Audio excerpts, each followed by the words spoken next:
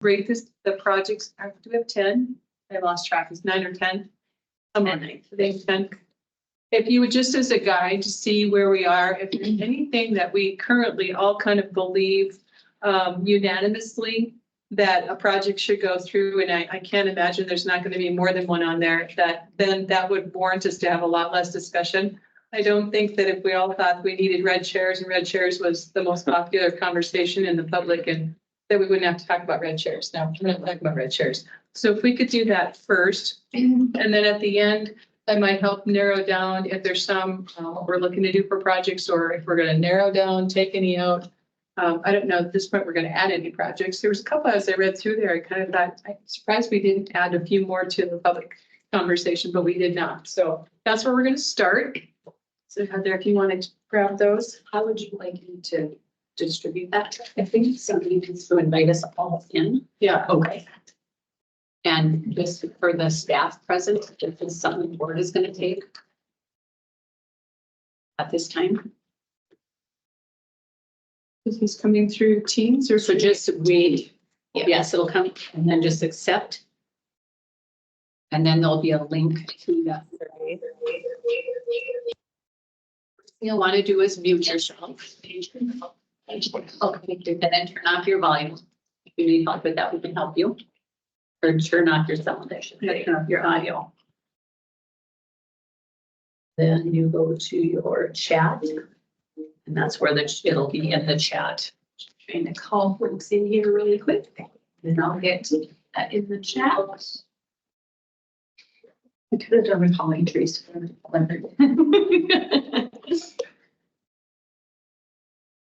So you're not sending it in the invite, you're calling us, physically calling us, connecting? Yes, yeah. Okay. So once you accept, you can see along the top bar, you can turn off your audio and your camera. This will serve as your screen. And then in the chat, there should be she's still waiting. Okay. So I'm in the chat. Right up here. So I go to my chat and this is the link to the survey that you can go on and rank. Right. So first, did anybody call in Jessica? It looks like John and Jessica have gray X's, so they're not connected, so I can't. I'm on my phone. I got, Oh, I'm not sure which Jessica you're talking about. Jackson. And Not Dan, did connected? you call Dan yet? I did. Hmm. He also has a gray X. She's in the Wi-Fi. I bet you they don't have Teams open. Oh. Yeah, I think they have to open Teams. I think if you just go. Go to Teams. And Teams, Maybe type in your search to find it. return, yeah, there's. She should be able to call you because you're One of these purple. Oops.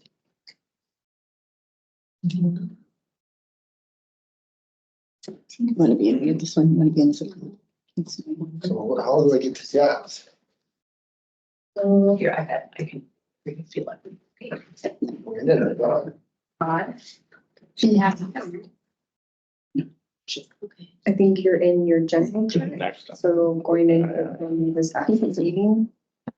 You just hand me a piece of paper. This one. So this adding is specific to this. This one? This one. I tried to bring it. Clarification, the improvements to special education space comment to make sure the slow school have their own education spaces. You're okay. Yes, that was the best version. But yeah, for they should get the Okay. bigger. Average. Good. I mean, Now you want to go chat right here. this one? Here's your survey. This one? Mhm. Thank you. Mhm. I can look at her the whole time now? You get to. Oh. All right, I think we have everybody in now.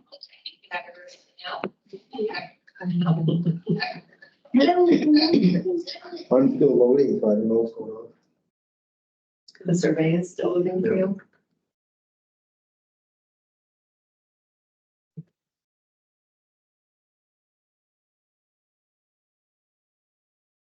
Yeah, So they're for pretty fast. You clarification, might want I to think close it and go what back. Patty just said was she would like you to have Huh? where you're at right now. Mhm. And then that will help guide her senior discussion, and then you're gonna do it again at the end. But just a reminder that this is not a board meeting, so there's no action taken tonight. The purpose of tonight is to have in-depth conversations about these projects, discuss the pros and cons, the survey results. We were sent those along the way, and then we were sent a few more yesterday from some of our schools. So there's lots to think about. Did everybody get in? Mhm. Still loading for Jen's. Let's give it a few minutes. Why? I had a helper, so. You and help her? I Don't be surprised, John. Got it to open, but it's spinning for him. Interesting. I don't know. Denise usually takes care of my tech for me, or the state does when I'm in Bismarck. Wonder if he does it through his phone, if it would. I don't have the ability to do that. So tech savvy. You know, don't you work for the legislature and need to be tech savvy there? No, I have a guy like Rick standing right behind me. Could he use a computer just to? Yeah. Sorry.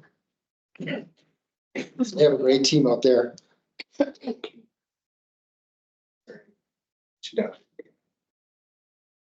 If we got 4 responses in.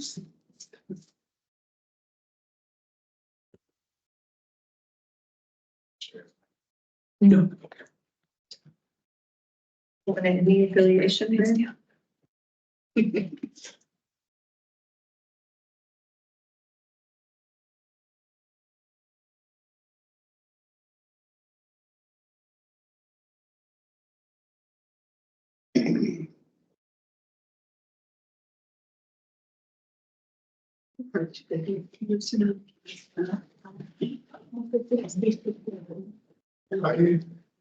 Did this wrong, I hit strong, he just. Like South Elementary, I went strong and I agreed. You should be able to switch it. I can, I don't know how. Not working, I just hit this, Told you. oh, there, You're not helping. there, now I got it. You got it? Okay. Flustered. There we go.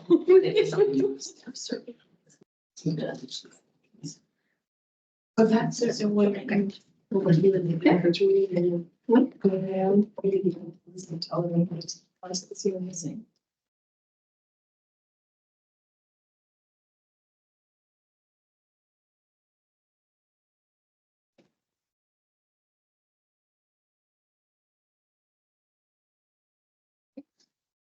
Yeah.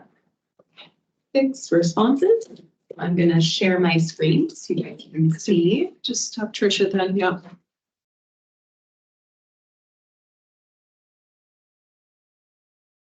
I save my response in. Or not, I Just just, did one in because it was just, thanks. You're welcome. Great.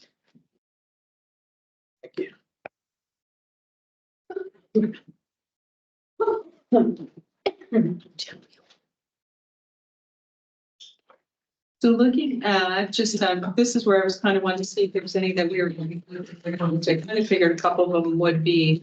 So why don't we start with the ones that look like mostly unanimous was the completion of Heritage Middle School and the completion of Horace High School. Is there any questions about the completion of Horace High School that were not already addressed that you want to talk about? I had a question about reviewing the presentation that we got for enrollment, this into 2024 compared to 2023. There seem to have been some significant differences in the projections for reside versus attend.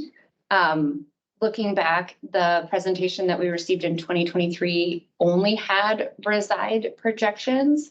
The one we received this year had reside and attend, and there seemed to be a very disproportionate impact where the numbers were projecting many more students attending Cheyenne than who live there.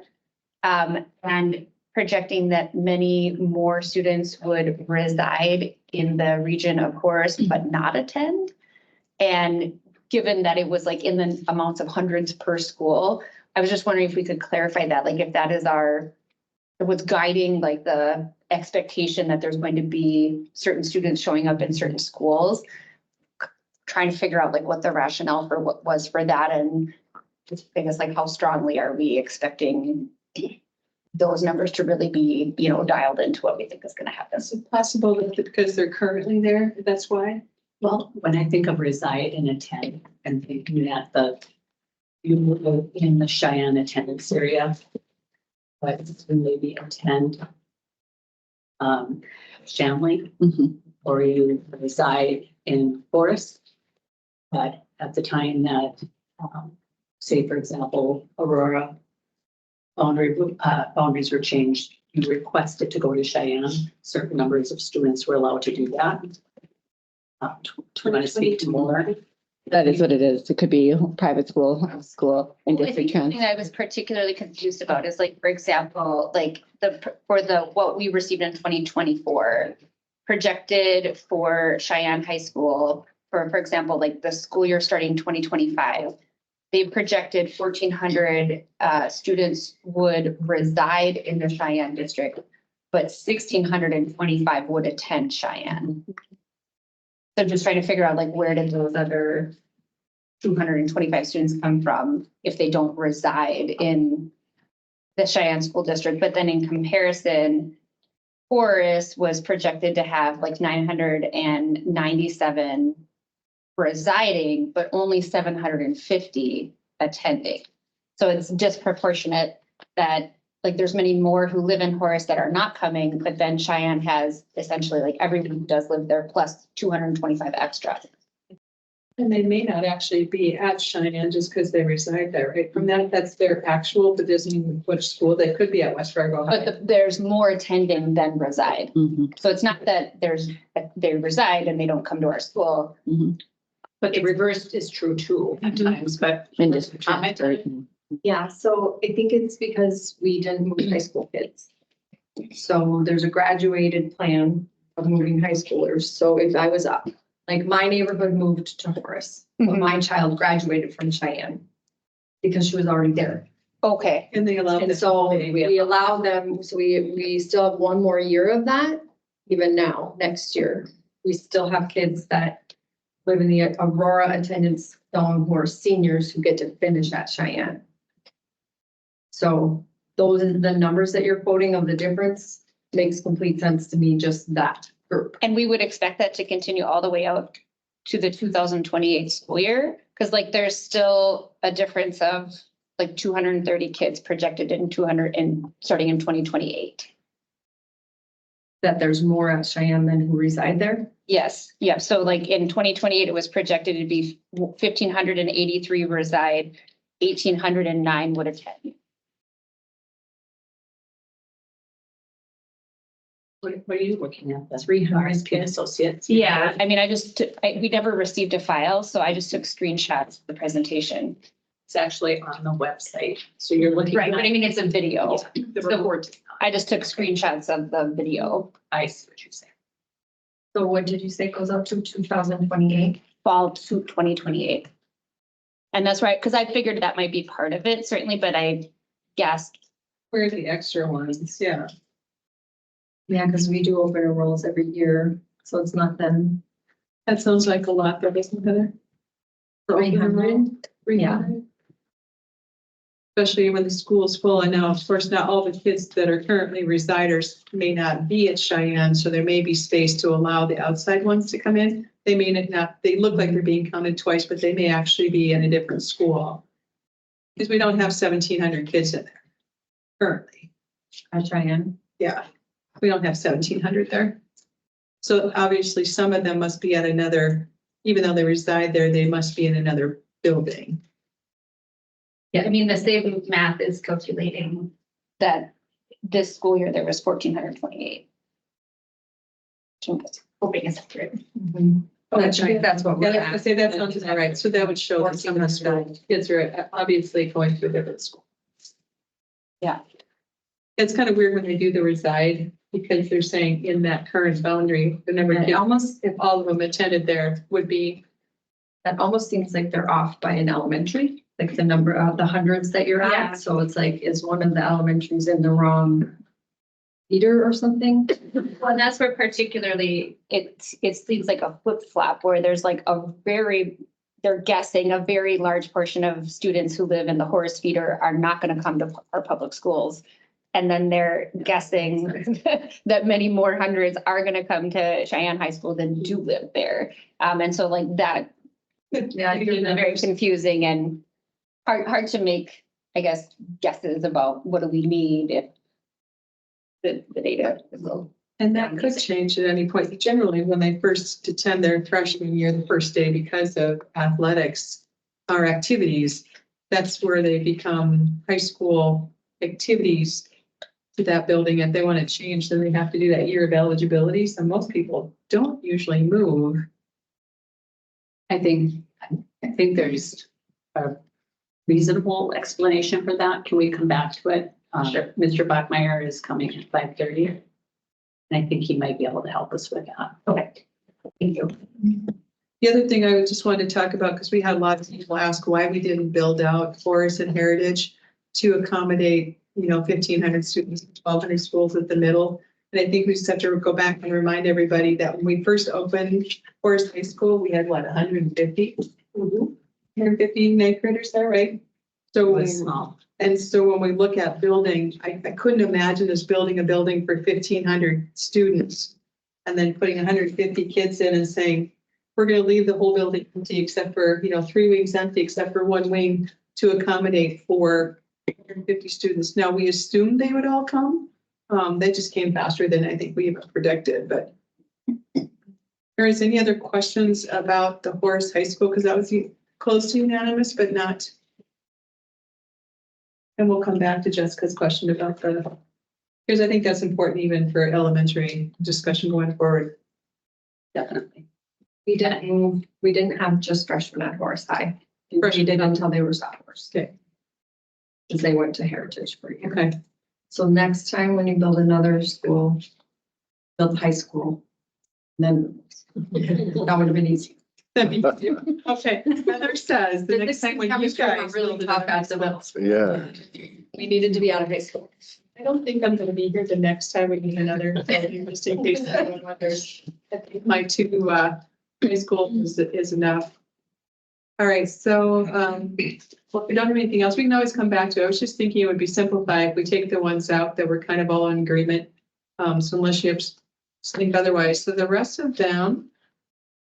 It looks like security upgrades and renovating South Elementary. So why don't we start going through the ones that are higher? So we talked about security upgrades. And most of them look like they were on the strongly agreed, but there were some that neither agree or disagree. Is there any specific questions that we wanted to know about that once Heather's here? Or do you want an update of what exactly that we're looking at? Which one did you say? Security upgrades. So we're talking about sprinkler systems, lockdown doors, enclosures, and And cameras. cameras. And was that at all the buildings or was needed, Heather? So the cameras we have, we need that on every building. The lockdown doors would be at every building except for the newest, our Forest High and Heritage Middle. Those three were built that way. So that's actually why we're asking for the lockdown doors. It just doesn't seem right to have a different standard of safety at our newer facilities and not all.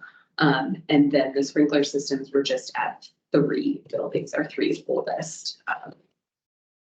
So west side and south, I believe. What does that look like for construction as long as we're on this project?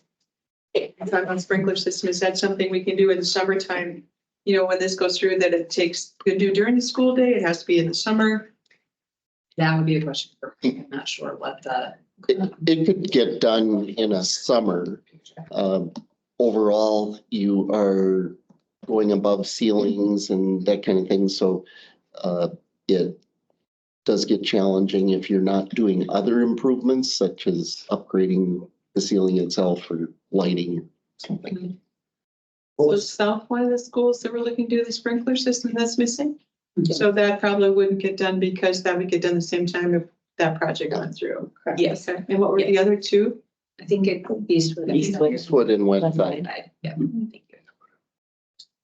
And we didn't put any sprinkler, we must have put some sprinklers in the new addition. And No, it doesn't get triggered until you do a renovation of or addition of greater than 50% of its size.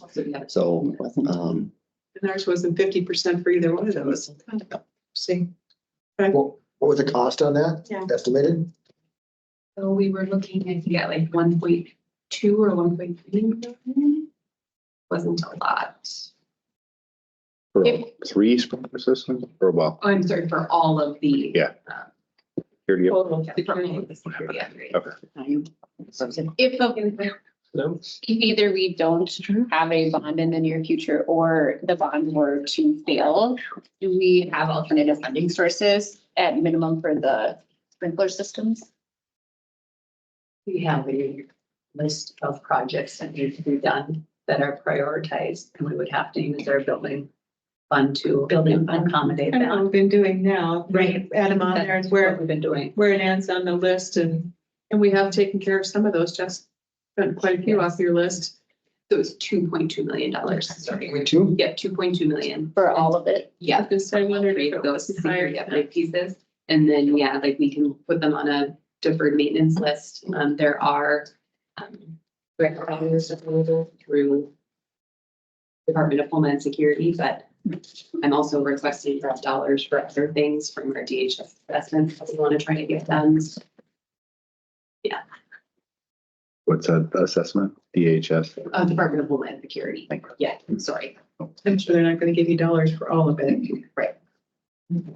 Great question though, because we do have that list. Yeah, good. Yes. So as far as the lockdown doors, Jeff, is that something you can do in the summer? Or we would just face things? yeah, I think they could be done in the summer. Although depending upon how many locations we're trying to do this at, it might be several summers. We would need all of our buildings except for the 3. That be in the front entrances, is that where we're looking at to do those? Or No, they're in the academic areas, so it essentially allows us to pod the building, and be able And to, close off? Yeah. Okay. yeah, and close off section. Like all of the exterior doors are already on our lockdown system, and we want to be able to have the interior doors on it as well. Okay. Wonder what that looks like for our older buildings, we've renovated south, but is that as easy as we think it is to? Yeah, we actually did, in preparation for the 23 referendum, we did bring in our architects and our electrical engineers to talk through that. So it is feasible. It looks a little bit different at different facilities because they're laid out a little bit differently. But in like all of our elementaries from 07 on, for example, those are really easy. They're just doors that don't use wings. You have to get a little more creative at our older schools, but it is feasible. When we say that in the summer, we could chip away, but we don't have the internal capacity to do that. So it'd be lighting up a series of contractors, given the Yes. electromagnetic door locking systems that we would need to. So again, with enough time, you can chunk almost anything up. It's beyond our internal expertise to execute on it. Any other questions with security? I think we're all kind of feeling that if we can continue to upgrade our security system, it's a lot easier to do that as you go instead of trying to do it all at once. And these are all needs that I think we've talked about before. You know, the one thing that we got a lot of questions on in the forum, it was really, no one really questioned security. They just wanted to know a little bit more about what it was. Right. So when I said, you know, we have cameras in each one and we may either need to add cameras or upgrade cameras because the administrations are using those cameras almost, you know, and anytime students are in there. Sprinklers, they were just I was a little floored we didn't have them. floored, we didn't have them. It's just an easy way to, it's like, why weren't they done already? You know, and then of course the doors, no one argued that we need to do that. Interior doors, I was thinking interior doors walking into, I forget that it's already done, so they're interior Yeah. doors, so that has to be very. And clear. and that is the way, I guess I thought about that. That's the way we designed our church. So that's why I thought about that. So that's why I was on page with indoor. Great. Any other thoughts on security? Any other thoughts on the survey results from security? I thought they were all pretty positive that they agreed. See any of There them was were- very I didn't few see anything either. that really got flagged for that project. except for where? I mean, that was the biggest thing is like, we understand, okay, security cameras, you know, but where? Does it affect my kid? And when, Yeah, I think all of them, I think all these projects were, when will it happen? Right down to the, even the preschool spaces is when are we looking for timelines? So it affects who, when. Okay. The next one is really close to South Elementary, and I know we've had lots and lots and lots of conversations about South Elementary and what that should look like. You know, one of the things that maybe I just would like to ask again is when we look at north side compared to south side and our current enrollments, is how do we feel about needing continued space for elementary on the north side? And, you know, what our numbers look like. And two, my thought is that for some reason, and I share this a little bit with Jessica, is that even if right now we think that we can use South, and we think 10, 15 or 20 years, is there something it could be used for if we didn't need it as an elementary building and we need, you know, space someplace else? Could that turn into a preschool center or a daycare center or something? I guess I was thinking preschool just because of, that seems to be the next thing that everyone's kind of looking for, including our staff. But so what were we thinking about the enrollment? First of all, Levi, I think that looks like kind of as we go forward, we've seen some of that, but Yeah, I mean, I think this kind of gives you sort of the 30,000 foot basis. If you go a little bit farther into the report right around here, you get elementary school by elementary school. So the short answer is we need South for as long as we have the projections for. After that, we don't know. It stands to reason that, so for instance, if you look at, on the page of them, here we go. In the appendices, these are the ones that I generally find to be the most helpful. So you can look by year. So this one I think is cut off 58. So you can basically just add the numbers over across all of the elementary schools to sort of give you a sense of what your feeder enrollment is. And, you know, the short answer is South is still sitting at 353 students. And when you can compare that to what we are projecting them for next year, it would not be a substantial of enough decrease to suggest that the building is dramatically depopulating. So our numbers for the reside enrollment for South is 376. In 5 years from now, it's 353. So we're obviously seeing a slight decline, which I think tracks with what we're seeing. Birth rates are generally going down, children per household generally going down. So if you add all of those numbers up in the Packer feeder system, you still need all of the schools that we have now. And this sort of gets to the how comfortable are we forecasting into the future, because our confidence goes down, you know, once we get beyond 5 years. Does it stand to reason that at some point, given how physically close in proximity several of our elementary schools are, also considering that Berger was a middle school and is now another elementary school, where you could potentially fit all of our in-town Packer feeder elementary learners in those 4 in-town elementary schools?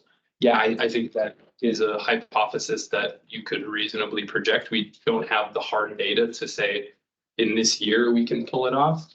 But I think it stands to reason that that day will come someday.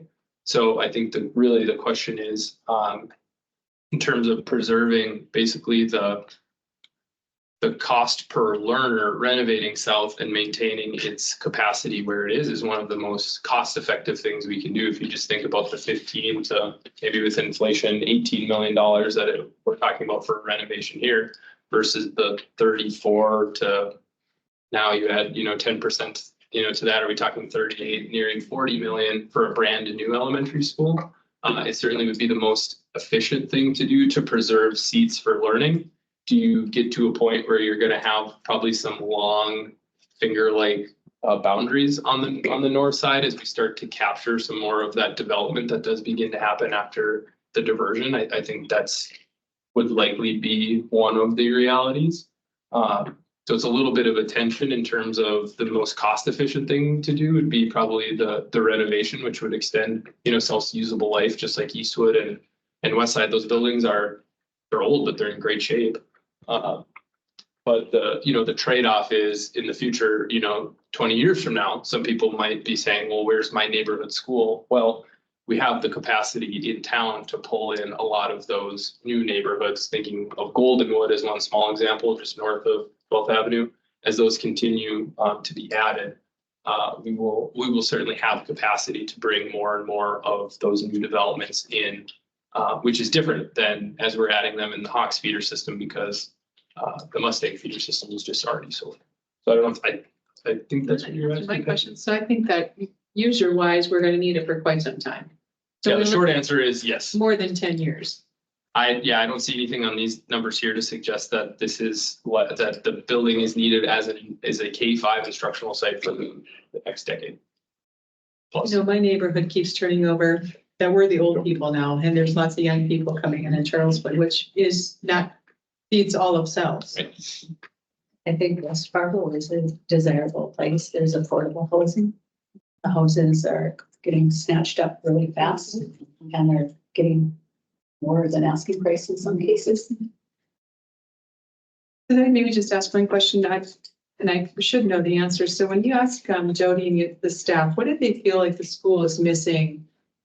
Not counting the boiler, that Yep. doesn't count. Yep. What is it the school is missing that they feel it makes it inadequate? Or, we say I'm hearing it's inadequate. So what are the top 5 things that we look at South and say it's inadequate because of X? Because their numbers are smaller anyway. So Yep. do you know what that is, Bethany?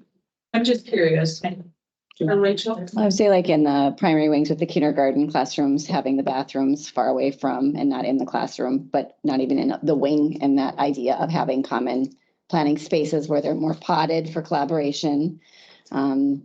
Lunchroom it's gotten better, but it's not the best setup for a lunchroom for them. COVID was really pointed that out. Hear a lot about that. They're appreciative of the new renovation with the security and the entry and the administrative wings, small group spaces. We've made a room for that where they have their interventions, but it's, we've tried to makeshift so many things for them. It just is not seamless for learners either. To have private spaces for learners, they have a little bit on that new administrative wing, but there isn't anywhere within. So you're transporting kids from way on one end. If there's a situation with a special ed classroom, it's as far away from administration as you could be. So just that whole horseshoe is making, I think that response time longer, and being able to be more visible and present is hard when you get that U-shaped playground going across the street. They could go on and on and on. I was thinking when they did a U-shaped school, because no matter what end you're on, you're on Right. the wrong No, end. we've done the wrong thing. Yeah, You really are. I get that. I have 4 that come to mind. The playground across the street, they called it closing the donut when we visited. So making the U an O. The smaller classrooms have created some programmatic issues where we use the carpet. Not the technical expert here, but the colored carpet square. Yep. That we can't fit it into the same space and to do some of the same programming. So they're moving desks where you go into Gerke's classroom in Westside and the carpet's in the middle of the room and the desks and the kids are sort of around that area. And then the 4th one is, I think the photo of the small group learning space being in a vestibule. Yeah. It just lacks the sort of diversity of spaces. And even at Eastwood and Westside, we've worked those in. My old 3rd grade classroom has been converted into the counselor's office and small group room. We just haven't done that the same way at South. So you either have these traditionally, they're small compared to their peers in terms of classroom sizes, but you either have classrooms or pretty much nothing. And so just where, our schools now have such a diversity of spaces to meet small group instructional needs, meeting spaces, whatever that might need, tier 1, tier 2, tier 3. We don't really have those at South. So even looking at sort of the original or the 2023 expansion, yes, it helped fix the classroom sizes, but you can also see, okay, here's another little EL room and here's a room for gate, and you open up the common space. So it is more like sort of like they did at Horace. I thought they did a really nice job of what used to feel like a pretty enclosed gym. Yep. More seamlessly flows into a more general commons area. And I think Carol has had very positive things to say about just how that helps Flow is better. as well. Mhm. And I think talking to Jody, and one thing she mentioned at the forums often was now that we have the idea that each learner has their own iPad, and it's very difficult for them to have sufficient outlets to charge iPads, because the electrical systems that they're using are rooms that have like very few outlets compared to what are, what would be in Meadowlark. I was thinking that when they tried to put in the faucets, how much work that was to put in a faucet. You think that should be pretty easy, and it was really. So what are they gonna do with the playground area? I don't think, are they gonna do anything with that? Because that will still stay across the street. Well, one of the thoughts would be to try to relocate as much of the physical play structures as possible. So I think in one of the renderings of the version that was adopted for the 23 referendum, you'd essentially close the loop in the western half of the school. You would tear down the oldest part of South is the east part. You'd preserve the new administrative offices, but that original space right now would have the playground moved over there. And I think at least based on the initial space analysis, we have to sort of break it up into two chunks. Yep. But you could get a Meadowlark sized set of play structures right there. Now, you're not going to have the green space necessarily, but if that helps at least cut down on some street Yeah. crossing, I think the intention would be to help. There's not much equipment across the street either, No. anyway, for playground equipment. No. That's kind of where we've heard all of those, but I think those are good conversations to have again, to understand why we'd even consider renovating a building, plus it needs a new boiler, which we knew already. And again, we never intentionally let our spaces fall into disrepair. It's just Jeff and I try to be very careful. As we know, we're having the long range facilities plan. We got a good question from a stakeholder saying, well, you're just intentionally letting the boiler fail, so you have to do it.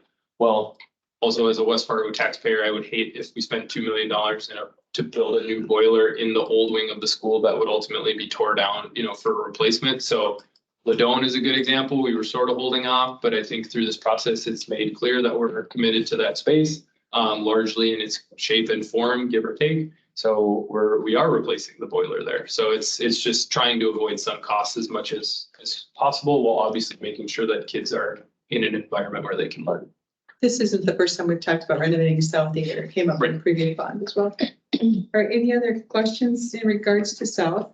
Mike, one question is, so the original task force had looked at some different levels of renovating South. This is looking at that full scope, not saying whether we agree or disagree with that. Right. Is that something that we should talk about just in interest of exploring everything? Or are we taking a look at, hey, this is that full 16 million rental? I mean, I think, that could certainly be if the desire of the board is say, hey, we want to, really continue the conversation on South. Going to seek more stakeholder input on, drilling in specifically into those options and those trade-offs. Could certainly be part of sort of the next phase of stakeholder engagement, because we did have some good conversation. And there are varying ways that we can approach doing improvements there. I think Jessica, both of you were on that explored the 2-story on one side of the street versus the other. I think that we look at value adds too. We talk about sometimes they find better ways to save money by doing a different way with every conversation we have too. That is the one thing I'll add into that Mark here had mentioned that all of the projects in South in particular might be a good candidate, whether we want to focus on a couple specific projects or just look at it as a package, is exploring the use of a construction management at risk firm. I think Meadowlark has taught us, even without we wanted to have our kids there in the fall, but we couldn't make it happen. But even with the added time, I still don't think we've received our certificate of occupancy. And just with the increasingly complex, supply chains, that may be a change that we may want to look at exploring. I would say that's more common in the educational industry in North Dakota is to use a CMAR. So we're sort of point of contact with the CMAR, and then they're responsible for managing the various contracts within it versus sort of our traditional 3 prime general electrical mechanical, which would be, I think, a part of some of these more complicated ones that would involve phasing and things where getting supply chains ironed out will be even more important. Do we kind of see that South might, looking at all the surveys, that there was a few that said maybe not needed, but overall, from what I read, I think most of them were agree or strongly agree that this would probably move up as more of an importance than some of the other projects. I would think, That's what, in my mind, if and I guess I would flip it on its side if we would get a lot of questions if we didn't build it up.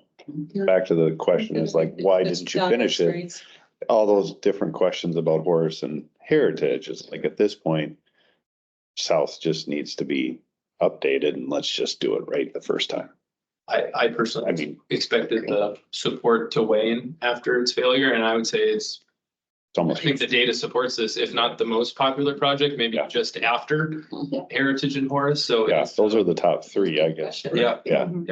There's a lot of all the schools and departments, including transportation, food service, all of the buildings.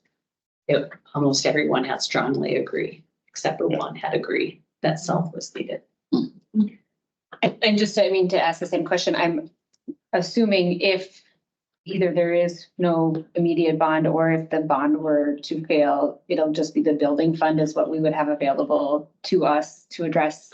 Again, the biggest priorities we can manage. Yeah, and to be completely, transparent, we chip away on as many things as we can in the building fund. So that's not to say that things that are maybe, let's say, 7 digits or less, less than 10 million cumulatively, could we put together a 6-year plan to save $10 million by not doing this project, being a little bit more intentional about moving reserves around? So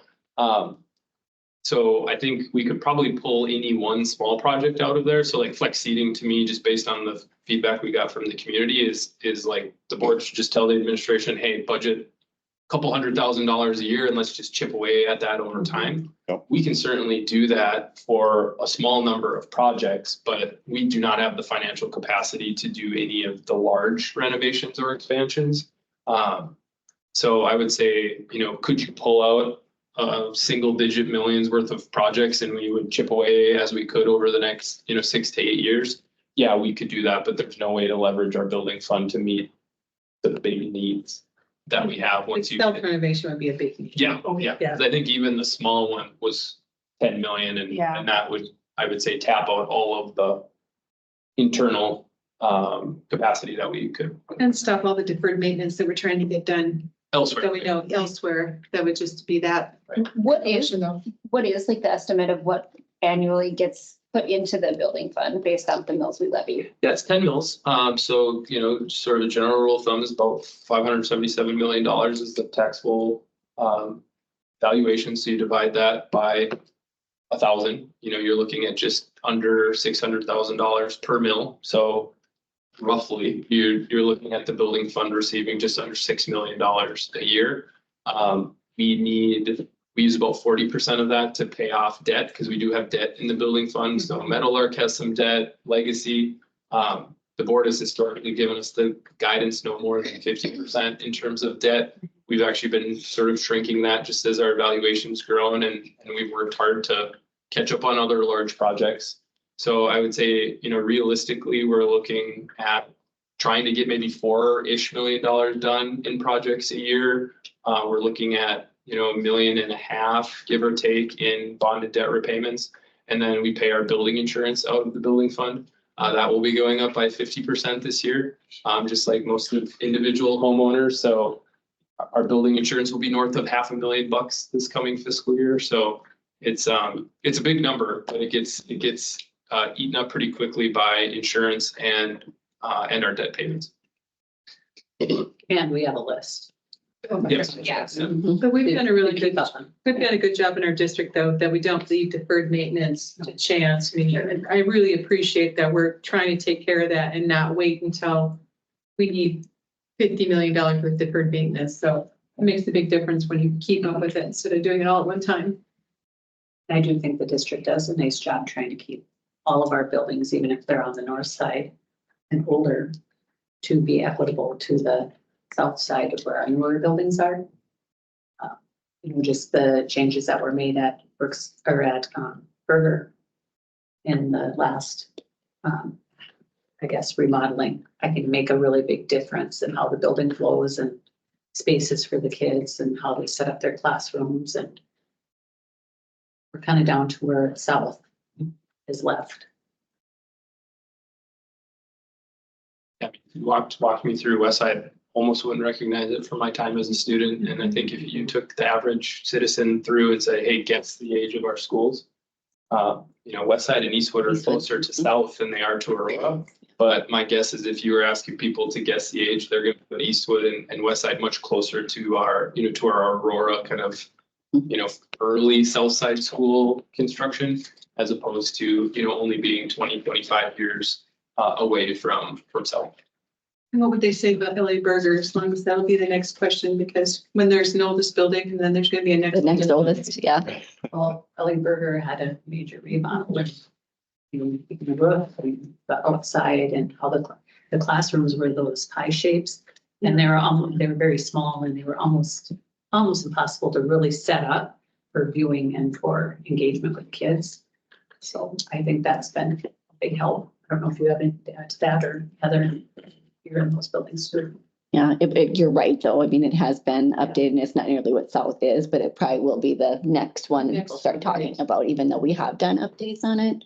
Because Eastwood and West Side look so updated and comparable more to the early 2000s like Aurora. And Burger would have more, I would say, I don't want to say aesthetic and as in that those things aren't more important, but like some of the cabinets are original, but we're not talking major renovation, additions and renovations. That work is the really expensive stuff.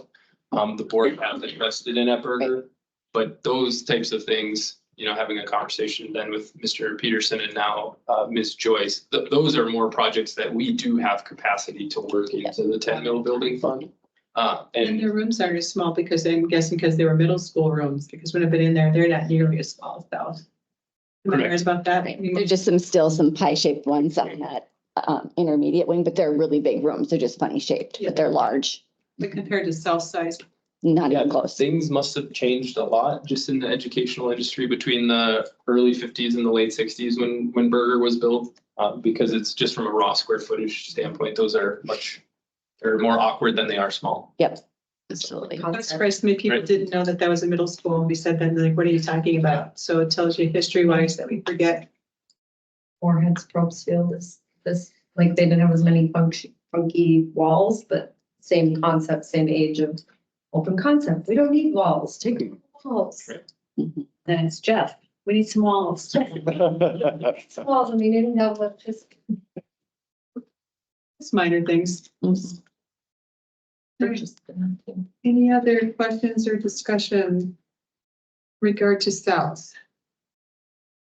Everybody was strongly agree on that, so kind of figured we were all in the same boat. It's good to reiterate, and I think the public really have support, like Levi said, after even the vote. I don't think that they've weighed on if this project should go forward or not. With our task force and results, was it 100% agree, disagree on the project? It is on the staff end. Interesting. Maybe we just keep referencing where that ended and what already Reference. our public forum. So South Elementary was 6.1 from the task force. So either one, and that was similar or the same as the staff across and the departments across the district. That was one of the reasons why I wanted to hear what South figured before the public thought we were missing, because my kids went to South and I wouldn't have said that. So So, for me, it's really hard to say we need to do there because it's inadequate. I think that's never thought it was, I didn't think it was inadequate. Pride. Mhm. Yeah. Yes, there is. I think even I talked to some friends whose children attend South now and they said the same thing. They said, if your kids go to South Elementary, you're not going to get something in our other elementary schools because it's still go there. So I don't know that I've heard anything as like it's inadequate as much as like the educators are aware of the barriers they face on a regular basis. Yeah. And that's, I think, kind of really driving. They do work really hard to create an inviting environment. And Yes, it's a very, climate culture that's very proud. People. Yeah, and now's the time just to have the conversation, back to the cost efficiency. If we're playing the long, I know a lot of the feedback was like, look farther out. And the viability now isn't in question, but if we're talking about south where it is, now we're talking about 40, 50 years from now. Definitely trying to take the long view. Anything else on South before we move on? All right, looking at purchasing land, it looks like it was kind of then we had some disagree. Maybe we'll just start at the top and kind of go down because the rest of them are kind of, we're sort of a mixed bag. So should we just start at the top with the accessible playgrounds? Looks like we got strongly agree, some either agree or disagree, but no disagree. So what questions or concerns do we have with accessible playgrounds? So for clarification, this is accessibility at all of our sites, right? And that was my question too, this, I'm thinking is something that actually came up from the more recent task force. So I don't believe we've received any information of cost. So I think, just to address the original bond was, for me was only for the early childhood center. Yeah. And when we brought this to the task force, there was a lot of energy on why not all of the schools make that accessible to all the schools. And then research for us, and they pay for us, price things out and we had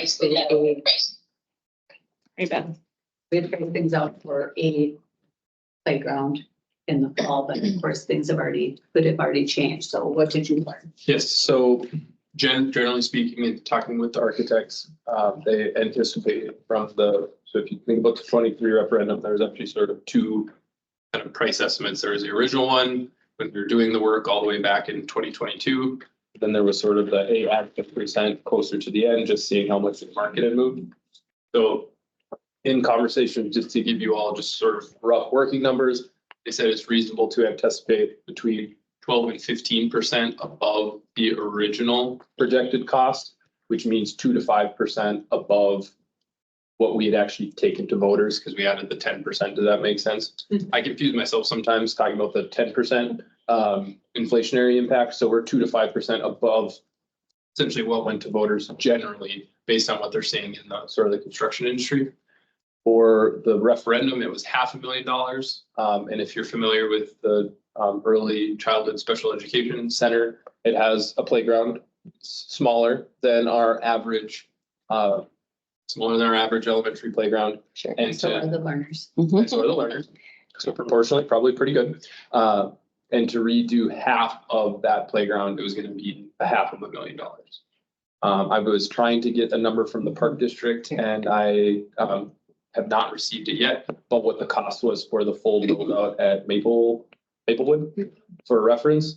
But in conversations, the surfacing area, you can almost think about it 1-to-1. The play structures are almost as equally expensive as the surfacing area. And so that was part of the reason why the number for early childhood was large, because it involved not a huge footprint, but between surfacing and play structures, you can get to $500,000 pretty quickly. So just then, like we do with most of our playgrounds, we don't put in the spec and say, hey, we want these swings and we want this and we want that. We generally allocate a certain amount of money. So for Meadowlark, I think it was $125,000. And we put it out and we say, okay, so you basically give us a proposal on how can we maximize the value of this money, which is why no two elementary schools playgrounds look the same. It's just been sort of based on the market at that time. So similarly, I think the thinking was you pick more of a hard dollar amount around which you think you could get. And so just for sort of the frame of reference, that the half size playground at our preschool would be about $500,000. So probably that could be reasonably thought of as maybe a quarter of a regular elementary playground, because I would say ECC is about probably about half sized. True. So if you wanted to do out the whole thing at ECC, we'd be looking $1 million. And if you're looking on average, they just scoped it to that specific thing. But if you're talking every school, the whole playground, I mean, we're talking several $1 million per site. Well, they don't have as many kids using it either, and there's a morning and afternoon sessions, so probably get used less than a regular playground would during the day, correct? Sure, because of the half-day split program. And have to Too full. program, which makes Yeah. a difference. But the surface is just as important. I mean, I've been over there and, Right. you get a learner that's in a wheelchair. If they can't access a great piece of equipment if they can't get over the mulch, so. Right, and the principal at that building brought up many times over, but she said that's part of their curriculum. That's how they engage, that's how they meet their IEP goals. So that was something that I hadn't thought about. A lot of large motor skills. Yes, those gross motor and just the socialization, if they have socialization goals on their IEP, that's how they are meeting those. So it's more, that's built into their curriculum, their education, that's a part of it. So not being able to access it is infringing on that. I think for me, the accessible playgrounds at the preschool is of high importance. And if we build new preschool space, I would like to see a playground put in there. I'm not sure that I am at a point that I would say that all schools that we can afford to spend $500,000 at every one of our buildings to put in accessible playgrounds. Now, could we get there and say, we'd like to, when funds are available, add that to some of them? But I think it's asking a lot right now just to say we're going to do it, all of them. But I think we have to think, if we put in the preschool, maybe we should talk about that at the same time, the expanding the, I think that's got to be a must, that we have to have that space for them. That's kind of where I was sort of thinking with, because otherwise $500,000 times how many elementary schools do we have? Levi was saying $1 million. And what we were finding, Half of it ground. So you're talking $1 million and Right. Yes, you're talking $15 million for just playground space. That's not. well, what the discussion we learned is a lot of the schools already have some of this equipment. Yep. So it wasn't like it would need to be purchased at every building. The question was, is it accessible? That's the surface. Yes, and that was, are there opportunities to make like a corner accessible instead of the whole thing, surface? yep. So that we could include individuals, learners that have special needs without getting this huge price tag. Can we be more creative and responsible with our funding to do it? And I think just for the board's awareness, Ms. Zent is actually working on that now before her departure. Very generous Lions Club Yes. and just general philanthropy in the Horace area. They're actually, as part of the second final edition, is working on installing some more accessible play elements. And I think that will actually be a really good sort of R&D opportunity for us to figure out, okay, hey, what worked well, where could we improve?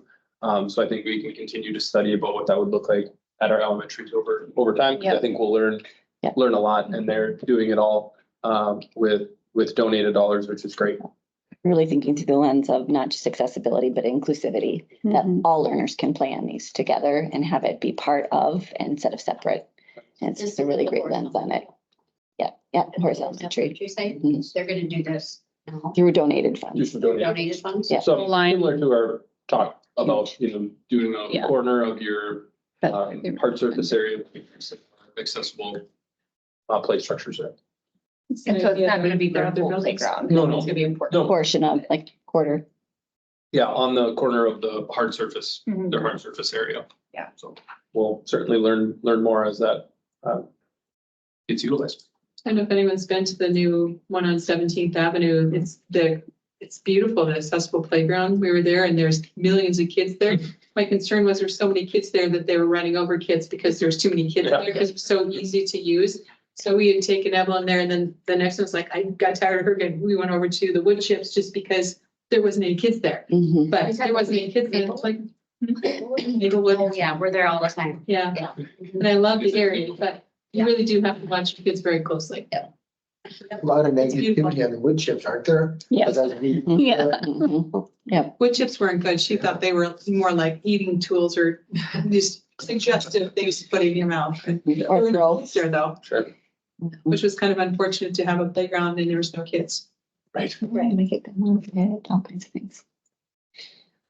So is everyone are we kind of thinking that this would be preschool and then look to see if we can, I mean, what are your thoughts on that? I mean, or do we put some in that hope that you can do, all of them do a portion of it? I just don't know I can't see what that looks like. To me, that looks like a lot of money.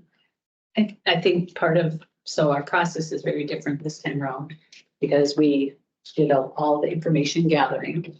And now you have all this information from the stakeholders. So I think what we didn't do, and it was intentional, is we didn't go into a lot of those details because that's time and money to invest in that.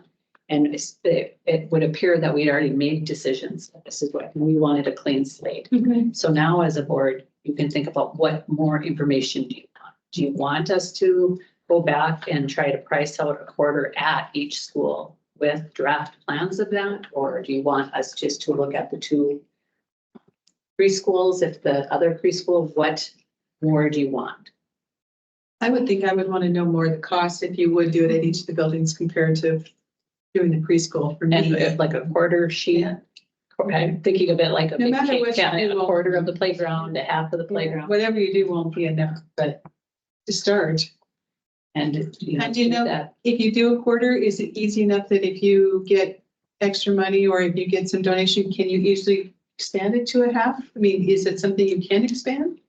I don't know the answer to that. And I think it would be worth looking into, but to Levi's point of they are all different, whereas we are very much a system, but because the way that they are bid out within the current times, that some of our equipment is already accessible, but the foundation under it may not be. Some might not have any at all. So it's not going to be that it's going to be 15 times blank. We're gonna have to look at each playground differently to come up with what do that they quarter. already have? Yes. Mhm.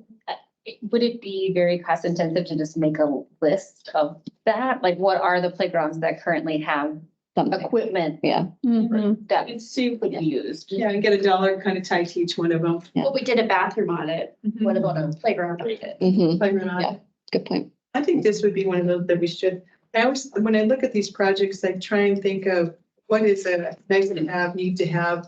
I think academics, we always say need to have, and you would think that accessible playgrounds would be a want until you hear that with the IEPs, that it isn't a want, it's a need for our preschool kids. So definitely fall more into that academic consideration, at least for a portion of it, which moves up higher on my scale of I'd like to have. The other question that I bring in here is, as we are building new schools, and we talked about the cost of like the wood chips and how they're, hazards for lots of reasons, but also the way to go and the cost of replacing and maintaining them. And that's not cheap either. How does it play out when you compare apples to oranges, so to speak? It's not a perfect across the grid, but that was one of the discussions that came up, and I was like, I don't know, because if we are replacing them every couple of years at so many tens of thousands of dollars, and we're looking at $100,000 or $200,000, well, if it lasts 15 years, Mhm. are we at least cost neutral? Something in there. And as we build new schools, Do you know how long these services last to? That is a good question. I don't know, Jeff. I've not seen anything on that. My impression is, within 15 years or something, that surface is gonna be probably damaged and need rehabbing in some manner. Versus kind of what is our annual spend on wood chip replacement? right? Compare that out to replacement that Right. we're just very. You're saying, yeah. Mhm. Very- Yeah. This I is- think those are good questions. So The chip. I'm sure that the surface is relatively new.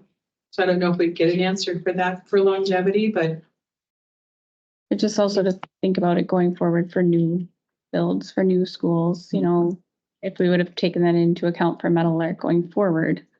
I'd bet a lot of money that it's several degrees of magnitude more expensive even when you factor in replacement. But obviously there's then the utility difference.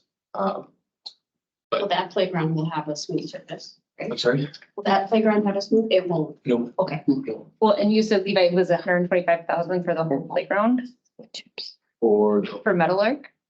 yeah, the play structure itself. Right. Yep. But presumably, so. I- Yeah, right. So is it good? Then it would have been Yeah. another, we're estimating another 125,000 for the the solid surface, or hard surface. If they're saying like half of the cost is equipment and half of the cost is Yes, the surface. items would be substantially more expensive, so I would, yeah, probably hesitate to one it that way, and then you just have a ton of surface area. I know some of the equipment is somewhat similar to the equipment at the 17th Avenue. Yes, and kind of back to the point, we're Right. trying to make sure that it is always getting more accessible. It's just the surface is a big, just a big cost driver. It is, yeah. You know that sandals are coming out, all those little toes in the wood. Yeah. Mhm. Back to the day of the sand. Did you notice, Right? you don't anything about wear and tear on it? You're So we Yeah. want bikes and skateboards and all of that. I would But do they say- see that as a problem? I didn't see any unwanted, Because you can't do that with Vehicles. wood chips. yeah. I didn't see any bikes or skateboards or, I mean, there was just feet running, but there's not that much open space, that, you know, on the 17th. I mean, there's some space, but it's not a lot of open. I'm guessing if you had a half a mile, that'd be different. It's pretty tight together. Cause it's so So maybe expensive. that's why. Right. I correct myself to make sure that I'm not living in the early 2000s. The bid for Meadowlark included $200,000 Okay. allowance for playground, so I apologize for that. And that's all ours, none with the park district, right? Yes, yep. Because sometimes we share at the park district, which probably, when we figure 125,000, Right, it could have been our contribution. yeah, our contribution. So we put out, so the bids we all got were exactly 200,000. It was just sort of what you get for that money, which is a little bit different than how we bid most other things here. And has that cost estimate been coming from RHR? Yes, when they've been putting, kind of just the overall cost estimates, what, as opposed to here's the budgeted cost of what we think the structural steel will be, you know, generally speaking, to have a playground of relative size for the number of students being served, you know, with today's costs. This is approximately what you should budget. So do you think the surface itself is what the cost is coming from? Because the foundation can't be. So the foundation was going to face no matter what playground, it's all going to have the same foundation. So what's so special about that surface area that would cause it to be so expensive? And I need to invent that. Yeah. Uh-huh. There's got to be a, yeah, it's really rubbery. I think it just makes made out of. It makes I me mean, that think of the it's track. specifically made to like reduce like the chance of brain injuries and things like that. So I mean, it- I got that. It's just expensive, like It's turf. very, Kids can run. There's definitely a lot of running at the park, right? it's more expensive than Track turf. down. Really, when you, but if you look at it by the square Yeah. foot, it's more expensive Yeah. than surface. There it is. Just Because I- figure out why. I can only assume we're not putting a hard surface, like obviously you have fill and foundational, probably substrate, but you're gonna have that and likely a hard surface like a cement or an asphalt, and then this gets applied on top of it, so you're sort of baking a cake of surfaces, right? Yeah, expensive. Yeah, yes, yeah. So are we safe, just to reiterate what we're talking about, are we safe to assume that we're kind of all in the same boat, that it'd be worth exploring what a cost of doing a quarter or something to each of the playground, and what that might look like for cost compared to just doing it at the preschools? Is that kind of where we're all at? I would like to know a cost before we decide what goes on. Right, and I think, Yeah. that's- but I think preschools were kind of in agreement that maybe it must, but as far as the rest of it, look at the cost, what it would be for the other buildings. Yeah, I'd like to see an overall, and I guess the question would be, I don't know what it took to bathroom on it together, but as far as time and. Yeah, what that looks But like. Something similar would be really great. I mean, just, I mean, you know, This maybe we need to be replacing some other equipment besides just Our playground. the. Right. The ground. Yep. So I heard you say that you're comfortable with the preschool and another preschool if that would pass. We haven't talked about that yet. Yeah, we'll do that next. And then the others were just we want to get more numbers for you and details through an audit to see what already is there and what it would take to bring all schools to a common level as far as elementary. We kind of all in agreement on that? Yep. Jen? Okay. And I think just one note, because I really like it, and Tricia brought it up, when you start talking about the playground as academic, obviously kids need to get outside, do that, but when you start putting academic into it, most people will, okay, that's, that's just like finishing Horace or finishing, Heritage South. It's an academic, kids need that. And I think that, and then if we make it equitable across as much as we can, obviously everything's going to be different, but I think that really changes the look at it, the scope of it. Have you really done? You could bring the classroom outside, right? Right. Use it as a sitting surface, right? But IEPs and different things that are required by, that just changes the scope a little bit of it. It becomes academic, It's just kind of a change of thought process when we looked, wasn't that many years ago that we didn't put any playgrounds into our school, and then if you wanted a piece of equipment, our PTAs raised every Yeah. dollar Yeah. to put in a piece of equipment. That wasn't even a standard at the buildings for any of our older buildings. This is kind of newer. So we've come a long ways in that thought process that when our kids are outside, it really is important for their day. Do we know if there would be any, if it especially is something related to special education, whether it is at the preschool or elementary level, is this something where we could explore grants or other kind of or additional funds so that maybe then it wouldn't have to necessarily all come from the building fund or a bond? Or we should actually just ask that Maybe- we have some components. It's just so expensive. Yeah. Freedom has a section that I can't remember where it came from, but there was an article in the paper about it. Okay. Accessibility with some communication boards. That was a grant. I think there's many little small components throughout the district. Dakota Medical Foundation has done some components, like a piece of equipment. So it's just, it's equitable with that component, but yeah, the days of PTO's fundraising was not at all. Very Especially not different. health services that expensive. Right. A lot of funds to raise. Blue Cross, Question to ask though, if there's any other. Blue Cross over at Willow. Yep. Blue Cross, that little park, Yeah. they put mostly that exercise stuff in, right? Yep, Yeah. Partnership with the, I think, city service. yep. And some of them that are on the walking track where they have the physical fitness components hit right on the back side of some of our playgrounds too. So they're all a little different. And what would it look like, speaking of park district, or, what happens to the ones that are park district owned compared to the ones we own? And if we want to change surface, do we say the park district, will you help with that? Do we just say we'll pay for it and then they just take over what we mean? How does that look like when we don't own some of them? Because how many of them do we not own? We are currently owned by the park district. Brooks, Independent. Us. Oh, that's good. We have. Completely, there's like another, Yeah. they're an extension they're separate. Yes, and we have, I think, actually structured MOUs for all of them, which sort of dictate out what our responsibility is versus what their responsibility is from sort of a land or a capital or a maintenance standpoint. So, Fargo too, compared to. yeah, I think, Like at Indy where we have the pickleball court. Yep. Yeah. That'll come into play too. It'd be interesting to see what that might look like though, when you start talking about another entity. Yeah. We might maybe Bill get some help and do some matching thing too, if you, Mhm. maybe we could do both, which might be a benefit too. Yep. All right, anything more of this one? I think we'll start there. I'm interested to see what it might look like for all the buildings, but I think cost will be a big factor.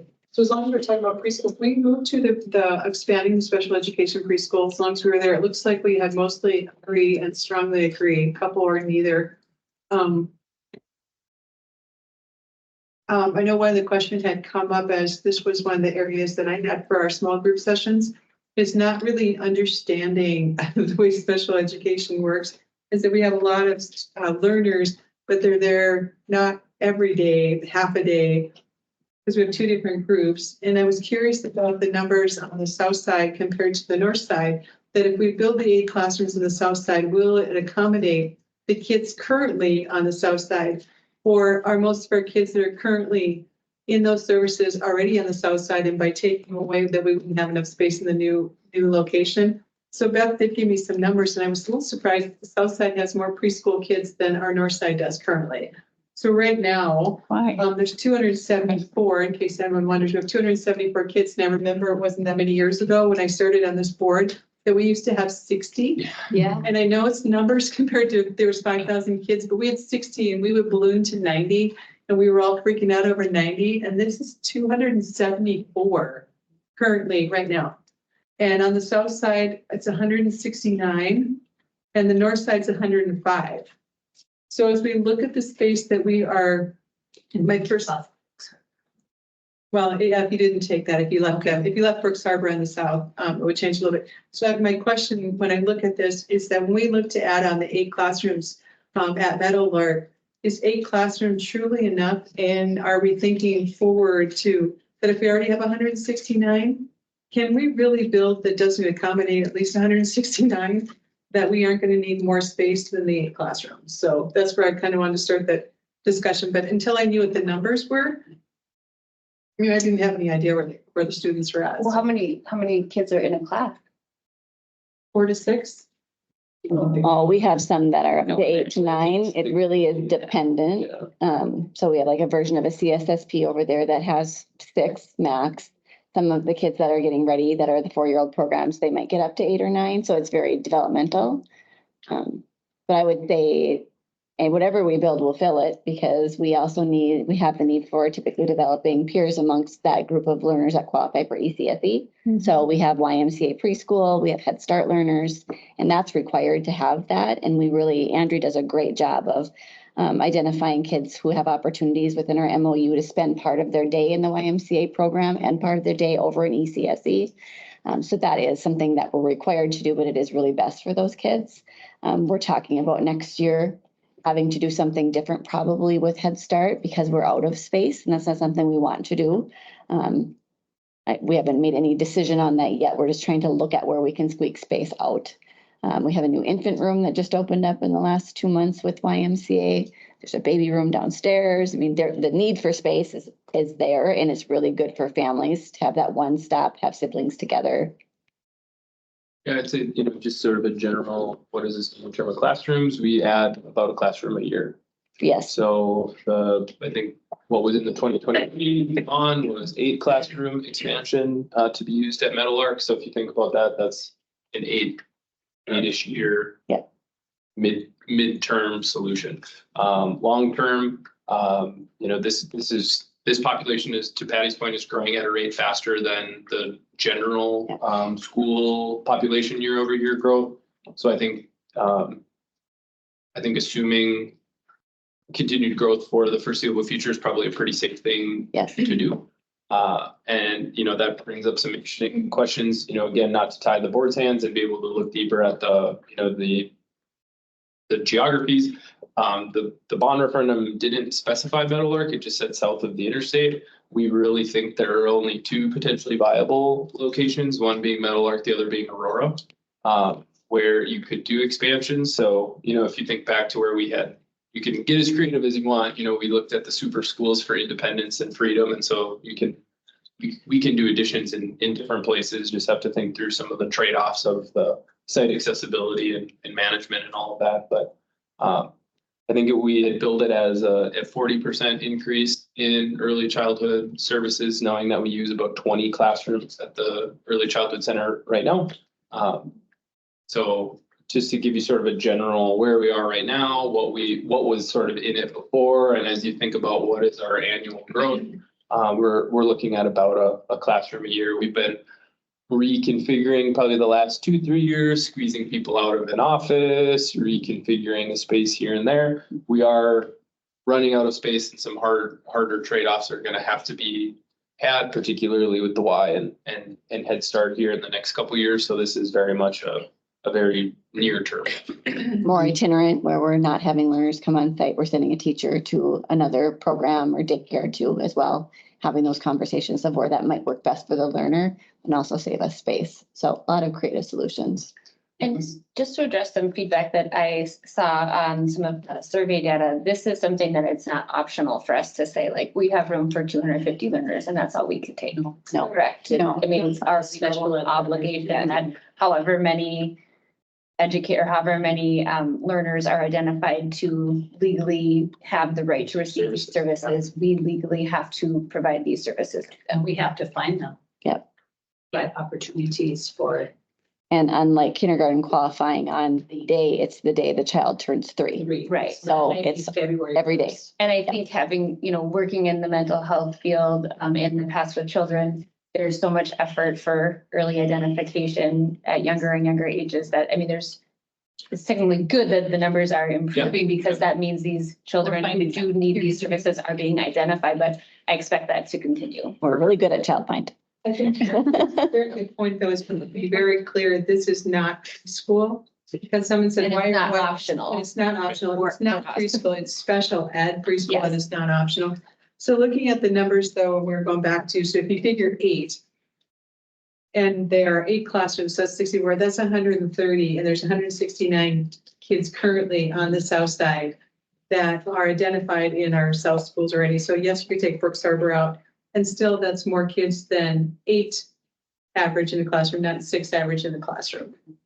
So Times 2, because it's class group being haptic programming, right? 4 times 2 is 128. Mhm. There's 169. Yep. Yep. Currently on the south side. So 120, even if you take 22 away from that, it's still 150. And 150 is a far cry from 122. So that's figuring 8 in the classroom. So my point is that really enough space? How much can we add on to, how many rooms can we add on to Aurora? I know that was supposed to be the kindergarten originally. How many rooms could that be added on I there? think we just looked at it. I guess I don't know the limit, Patty, just when we were looking what could easily fit sort of the 8 classroom pod extension. We had identified those 2 sites, so I don't want to say what the maximum is because it potentially could be more. We just haven't had that We may conversation. need more than one, though, is what I'm thinking. Yeah. I guess my whole point is, but if Right. we're already gonna build it and we're gonna have more kids than we would normally put into that classroom space, some of them are probably still gonna have to go to the north side because we won't have these. Yeah. Jim, did you have a question? Yeah, Levi, what would your estimate on the cost be? I'm trying to, you're running total cost here. It's on 8 classrooms. Yes, so if we did, I want to say, was it 8 1.7 million? I don't have, million. was it 8 million that we had in the, It's 8 million in in the brochure? originally identified. So if you add, 12% to that, let's just call it 9 million. Per, location. So if you tried to do these in 2, we're looking at, realistically, probably 18 to 20 million. And 18 to 20 million. Let's if you're say doing we 2 sites. did do that at Meadowlark with 8 classrooms. And as soon as that's done, it's clear like there is still more of a need. I mean, that is pretty far south, at least as our district lies today. So if theoretically, like it could be done at both and we had funds for that, Yeah, there could maybe be somewhere kind of in the middle, Well- between those 2. and Brooks Harbor and Aurora would be probably as close to the Ladone Center now as they would be to Meadowlark. So I'm not sure they would just be out of, but when you look at closeness, so there is some opportunities to keep them there, but yes. I'm gonna throw something out there because I was just asking Dr. Avery about, keeping kids, like what if we did their homeschools, but because of the Y programs, that blows up in our face. But what about our feeder system so that the learners are started out in the same feeder system they will continue in?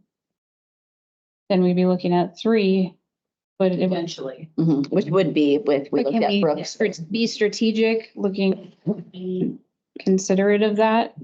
Because these numbers aren't getting smaller and we do have the 3 systems to account for. I don't know that we have locations for them yet.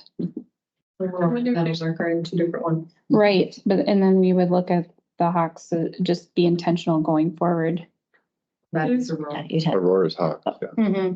The other thing I wondered is, as As schools, as they go up, if we have classrooms, and move around, if we'll have some, we'll be talking about the new schools, we can talk about that, but if we find that Deer Creek, we have more space, that is a possibility that they could turn it into a preschool, at that time, if more, wherever that shakes out. So, Right. okay. So we're all kind of in agreement, and I can't see that we can, it sounds like we don't really have an option, we need the space. And I think that's something people don't really realize once we got past that, this isn't all preschool kids. And 274 for all preschool kids. I hate to remind everyone we have 1,000 kindergartners right now, so preschool would be a lot more than 274. Mhm.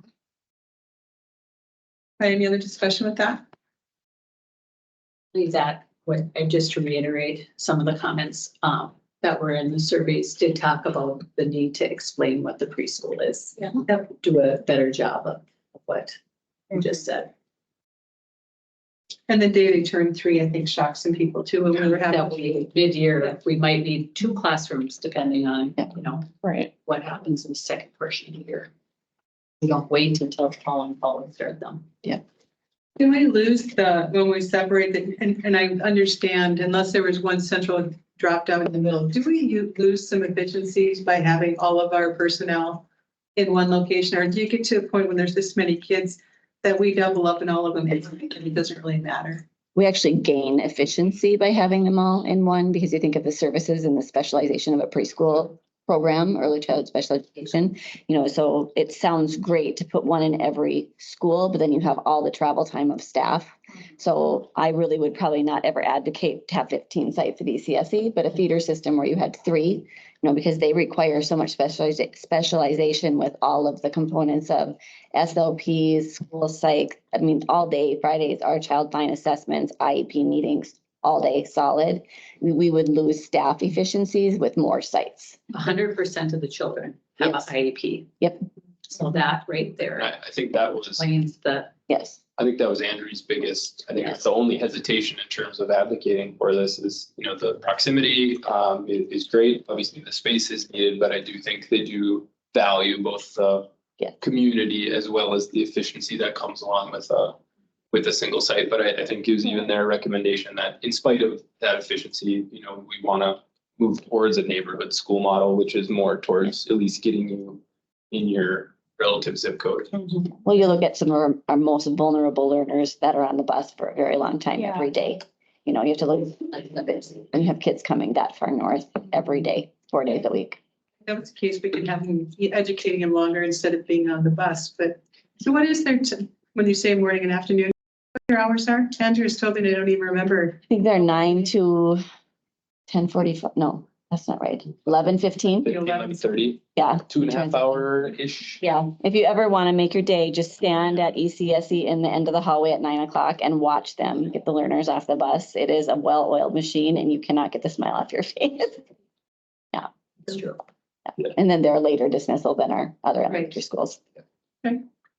It's a great program. Paul, this from the initial bond discussion, but were there any cost comparisons of the cost of adding on to one of our elementary schools versus like a separate site? We talked about that a little bit. I think it was just we thought that 40% growth was a pretty substantial, so to avoid the land acquisition and everything else that came along with that. That's certainly not to say that it can't be looked at because the footprint necessary is smaller. The challenge with Meadowlark was finding 10-ish acres. You might not necessarily need that, but I think it was more or less looking at sort of the addition model versus the totally separate site, but.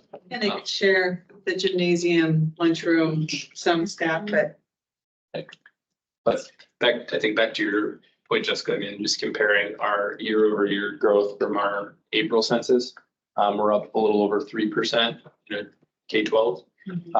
We're up over 11% year over year in pre-K. So our fastest growing school district was especially fast growing in our pre-K population.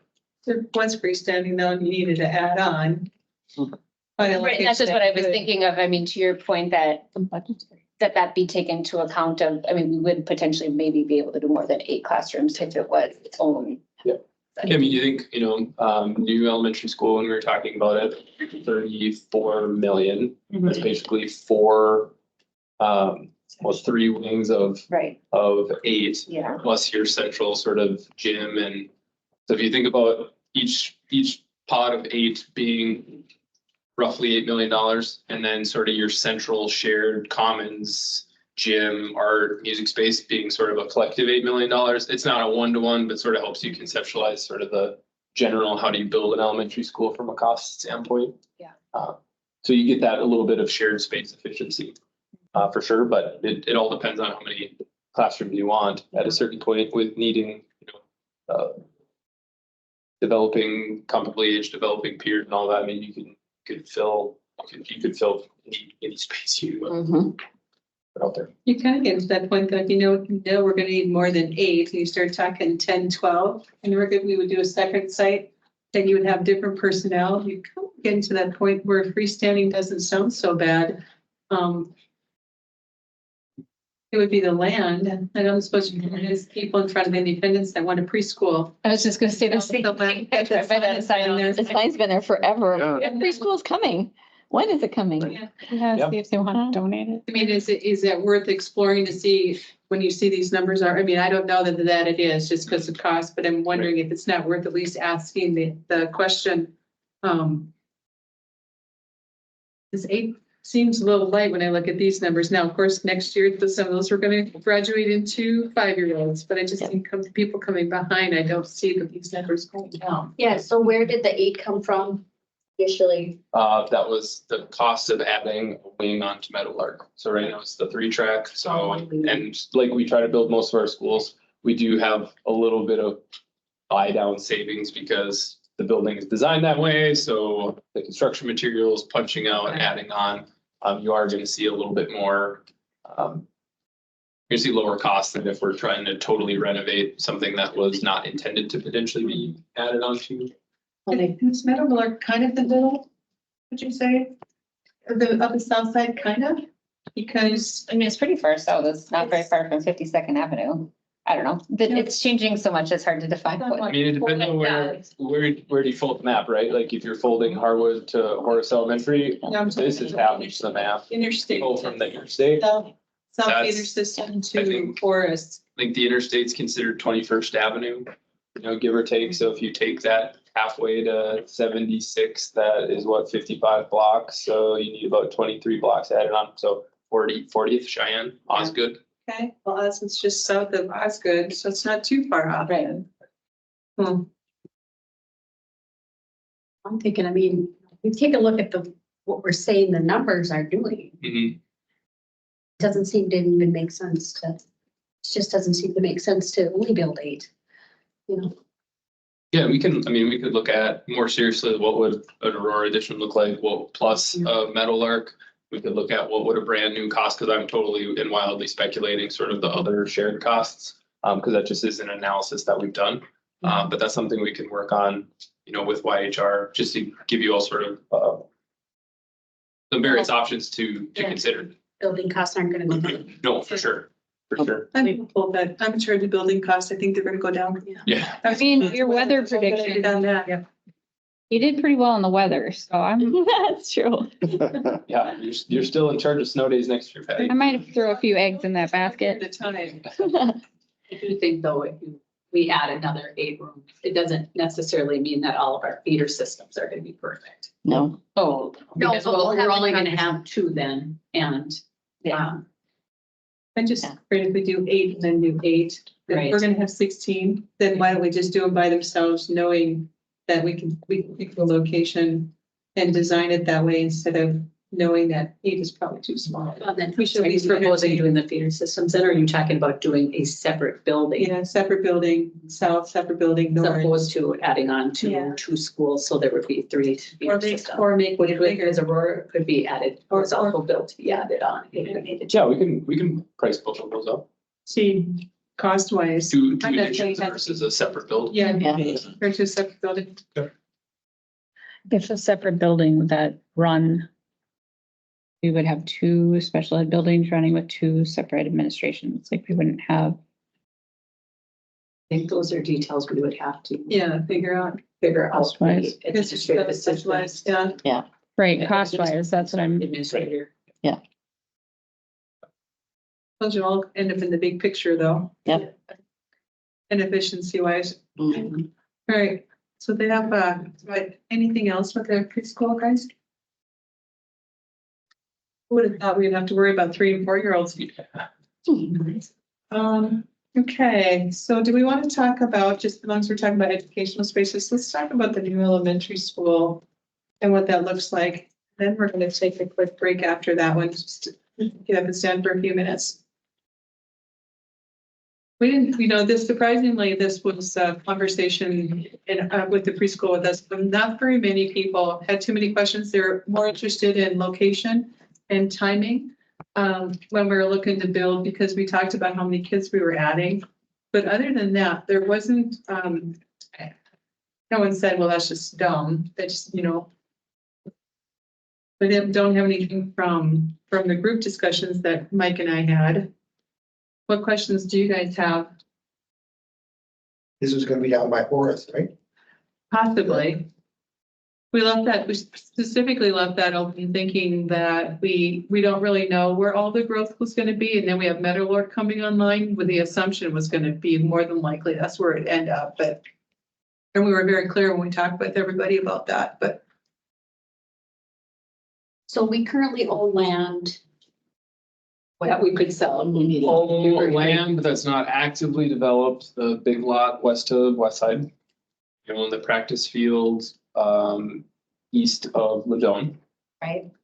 We own 10 acres in Forest, just off of 64th Avenue. So if you go about a mile east off of the new roundabout off Cheyenne Street / County Road 17, we own 10 acres there. And then we talked about the little additional spaces we've studied, Freedom, Independence, Meadowlark, Aurora. We have some grass, that can be expanded there as well. But as far as like really sizable, substantial parcels, those are the three that come to mind.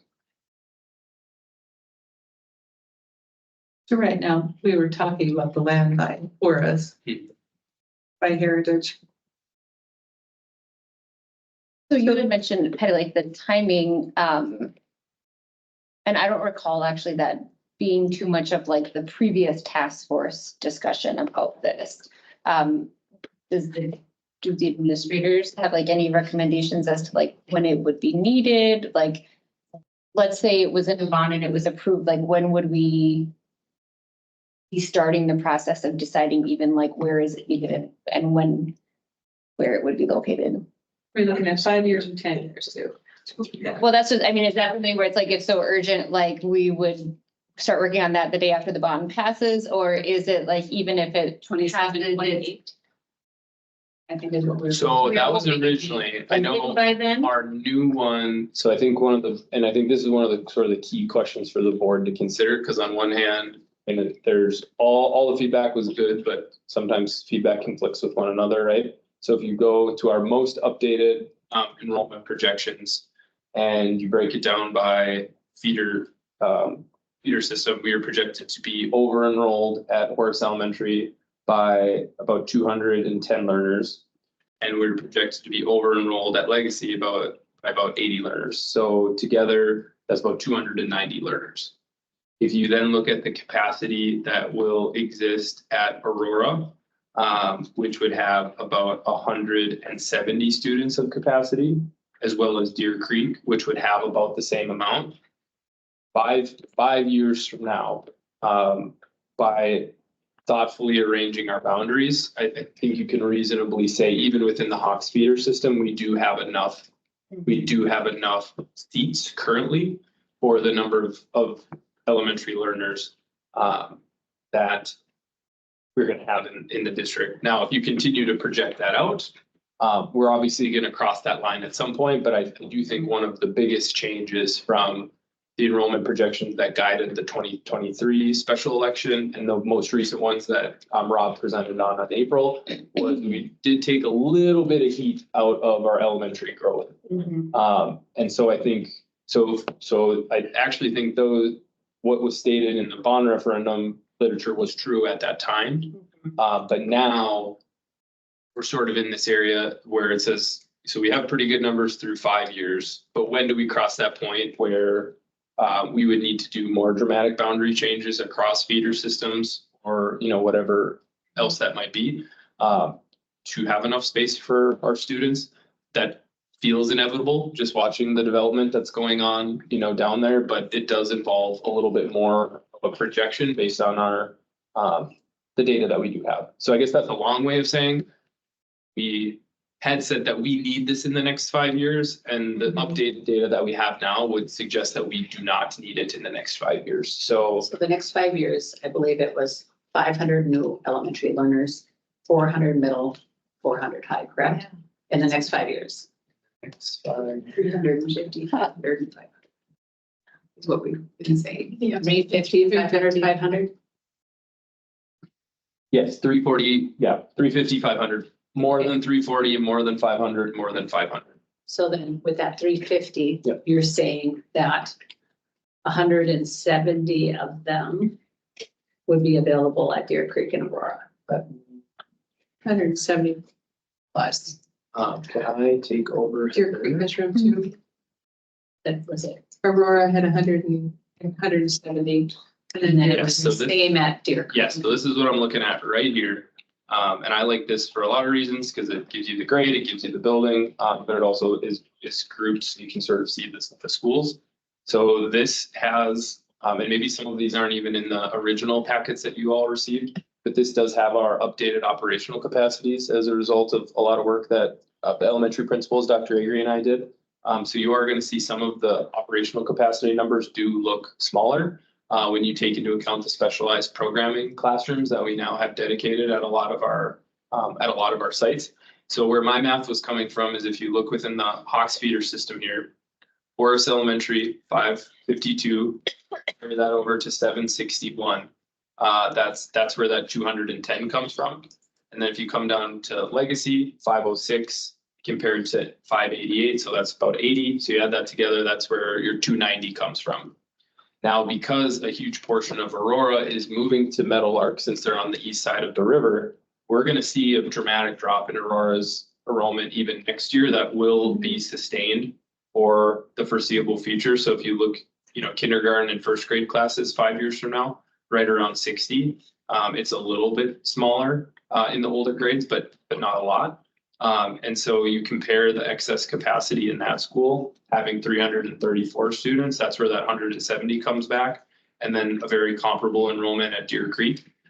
So you can move the boundary lines without changing a feeder system and find a home for all of these kids, which was, the math did not work out that way when we were planning for the 23 referendum. I, The new projections came in lower. Yes. So when you're talking about you could, in the next 5 years, that was 27, 28 that we originally in the fall had said we would need it. Are we thinking 30? Or what are we thinking? Because I go back to some of the comments that I've heard over and over again. Do we need to go back every 5 years? Well, that's just it. I mean, people said that they don't want to hear from us in 5 years. Yes, right? and that I think, is me, of course, making a 1 minute response, 4 minutes.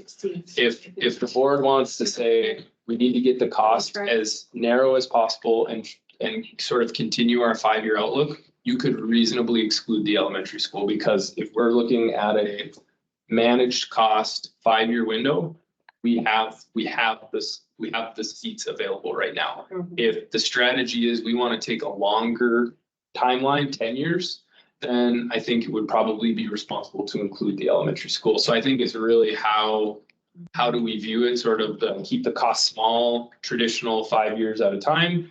Or are we comfortable with the number being, larger, involving a little bit more speculation in terms of our enrollment projections, but hoping to not go back to taxpayers in 5 years? Then it probably would go in. So I think it's really the philosophy of how we want to approach this. And this would be the most expensive item that would sort of sway depending on the direction that the board wants to go with that question. and see, what I've heard from Horace is not that it's gonna slow down. And I think our projections have been off this last go around from what we've seen versus what they projected. And I've been told anywhere from 200 houses a year to 400 houses in the next, they said this year's 250 at least, and the following year is 400.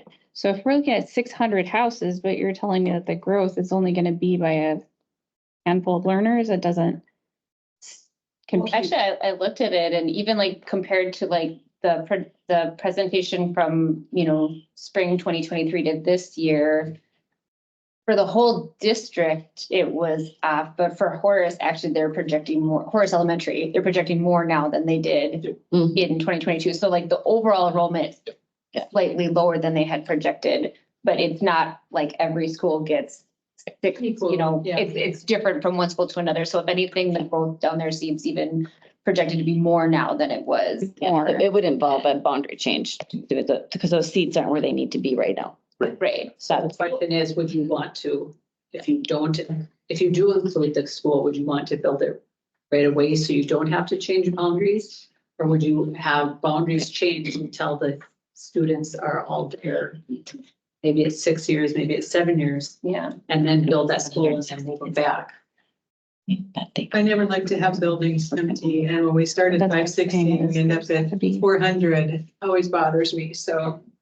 Well, and I wasn't on the board then, but just to clarify, was Meadowlark part of the 2018 bond?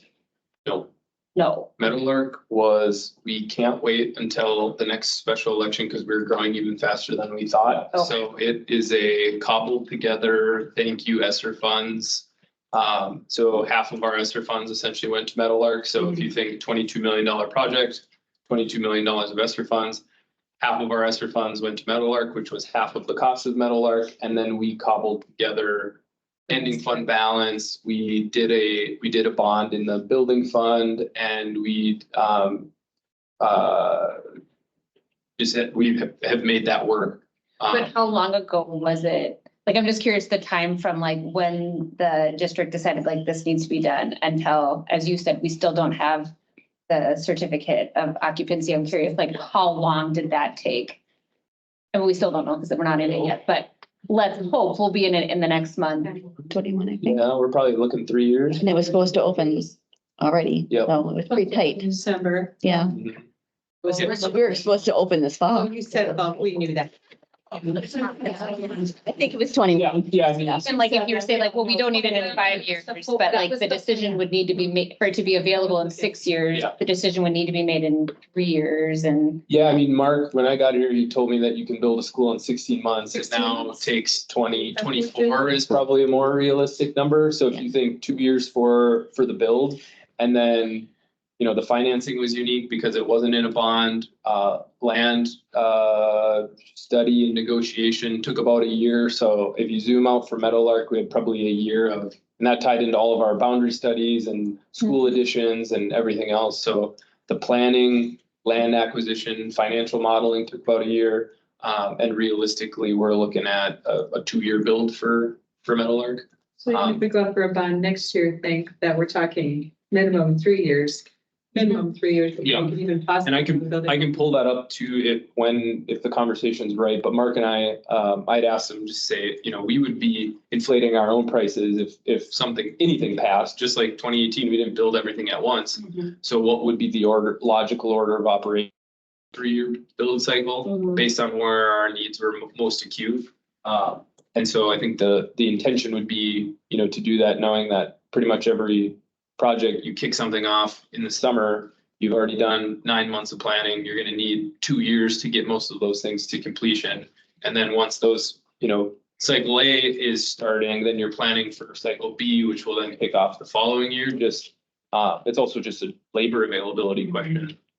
So we did try to break it up into, the law requires us to issue the debt within 3 years of the approval. So to also structure it, so we are issuing the debt so we don't hit taxpayers all at once, and then structuring the construction so it's phased as much as possible. Okay. So we don't begin assessing, like if a bond passes, we don't begin assessing that new level of note like the next day. It's incremental. Correct. Yep. That's all to know. You don't have to build it till you need it in that. Right. So I think if you think about the 2018, it was 107.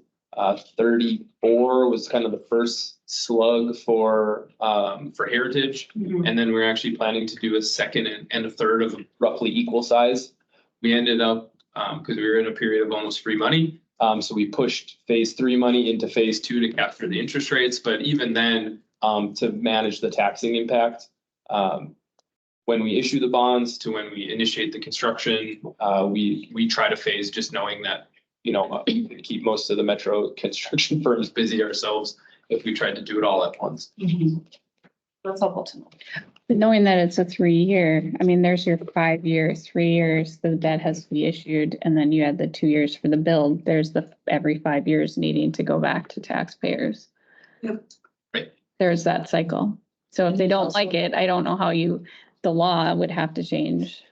If you made your cycles bigger, you know, Right. theoretically, or like what you tried to accomplish at any one time, if you're doing a renovation and a new elementary school, then do you get to the end of, you know, because to your point, all the conversation is, you know, gonna take probably a year. Then you have your 3 years of issuance, your 2 years of building, and it takes another year to wrap everything up. So just to get all of it done, I mean, it's 2024 now, and we're kind of just wrapping up most of the 2028 or the 2018 project. Right. So it's a 5-6 year process. So just how much building did you do based on what you thought how many seats did you add compared to what you thought you needed? Right. So I don't know how we escape that. I mean, really, if we're being logical and reasonable to pursue anything bigger doesn't make sense because of the timelines that it takes. I guess. I think you could aspirate, if you included the elementary school, all other things being equal, and we did dive into the preschool question, because I do think that is really important. I think all other things being equal, you could say that it is our intention to go 10 years. Now, obviously, we don't know, but I think that would be a reasonable intention. If the intention is to try to make it 10 years, then you have to include the elementary school, I would think. If not, then you wouldn't. If you believe our projections. And then historically, would taxpayers be interested in a 10-year span? I mean, because it doesn't mean the price tag is going to go down necessarily. We'll be voting on a larger number, Right. and there's no guarantee that's gonna pass. And that's And that's the tension for you all, because Yeah. we saw dozens and dozens and dozens of comments, you know, referencing inflation and just how expensive things are. But then we also saw dozens and dozens and dozens of comments saying you need to look and plan longer term. So how do you square Right. those two things, I think is really the key. I mean, really one of the most fundamental questions for the board to sort of. And in the past, again, we did say we'll build what we need for the next Mhm. 5 years and make space at Heritage and Horace to build on. But there would be some that would say that should have all been part of that bond referendum. But then would it have passed at? Right. Because the 106.9 was the largest in the state. And they didn't believe us that our numbers were correct anyway. They Right. kept saying we were exaggerating our numbers and we weren't gonna have the students that the projections showed. And they felt that we should be more conservative rather than aggressive in case those numbers didn't pan out. So that is what we did with 2011. We did both freedom and independence, and we just put a trigger number in there. When freedom was at 90% capacity, we would pull the trigger on independence, which was the first day. And that was in the 2011 bond that passed? Yeah. So they were both funded in there? That had already Okay, passed. Did it mathematically make sense to only do one elementary? Mhm. Right. But everyone was a little scared about that because it sounds weird. There's no way we can have that many kids coming. And we can do that with this one too, that we won't do until X happens, you know, for a wish. It didn't wind up hurting it once, because the numbers made sense. So if you're in the same spot where in 6 years you need this school, they don't want you to ask them in 4. Right. Right. We're not even gonna have it hardly done, and I think Tricia's, Exactly. you don't even hardly get it done now in that time frame, and then you're already looking ahead. So you're almost forced to go forward. I think it's easy to say woulda, shoulda, coulda on Heritage and Horace because of costs. Yeah. But that We isn't didn't know how that was gonna things, happen. yeah.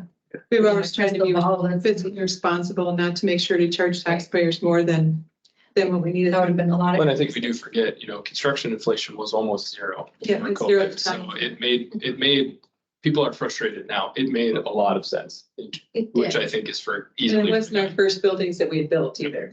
A lot of those elementaries were 11 million, Mhm. and then Legacy 8 to 13, and would you say Meadow is 30? 22. 22. The new one's 34. Yeah. And it's smaller. Right, did you say that the operational capacities do account for specialized programs on the north Yes. side schools? Yes, which is why you'll see number like South, perfect example, operational capacity 414. Even in some of our bigger schools, we've got all the spreadsheets if people want to see the math behind the math, but we also included in the go back out here so everyone can see it if you don't want to look away for a second. All of the schools, so if you're looking in the sort of middle, where it does break it down by the reside, attend, it has both the operational and the maximum capacity. And that was taking, the math is much better behind these numbers. You are gonna see a bigger spread, but we feel like these numbers are certainly more defensible. Maximum capacity involves bigger class sizes. And moving specialized programs out of buildings where we're tight in space if we're trying to preserve boundaries. Operational capacity is using our traditional leveling system for elementary and accounting for where we have our current specialized programs. So for some of these where we have a lot of specialized programs, the delta between the two capacity numbers is pretty large. Put the north side schools on there for me, just because when you look at our current numbers compared to what we currently have, I think you'd be shocked at how many seats it says we have. And I was going by the capacities you currently had listed. Yeah, so I'm looking at the 460.